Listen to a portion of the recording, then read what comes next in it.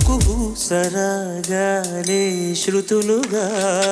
కుశలమా అని స్నేహం పిలువగా కిలకిల సమీపించే సడులతో ప్రతి పదాలేవో పలుకగా కునుకు రాగ బుట్ట బొమ్మ గుబులుగుందని వనములేచి వద్దకొచ్చి నిద్రపుచ్చని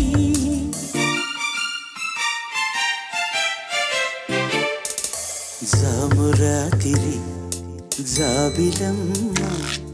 జోల పాడనా